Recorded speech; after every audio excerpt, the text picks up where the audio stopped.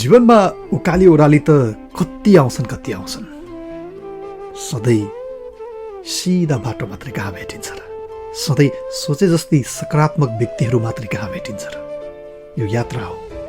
विभिन्न प्रकारका उकाली ओह्राली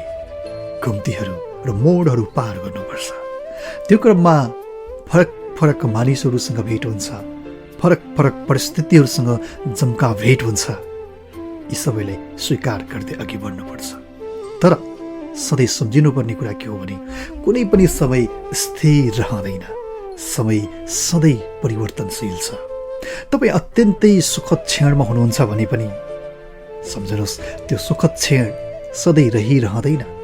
र अत्यन्तै दुःखद र कठिन परिस्थितिमा हुनुहुन्छ भने पनि याद राख्नुहोस् त्यो पनि सधैँ रहिरहँदैन त्यसको पनि अन्त्य निश्चित छ त्यसैले सुखमा होस् या दुःखमा अभावमा होस् या सम्पन्नतामा सफलतामा होस् या असफलतामा याद गर्नुपर्ने कुरा यति नै हो तपाईँ त्यो समयको त्यो पललाई भोगिराख्नु भएको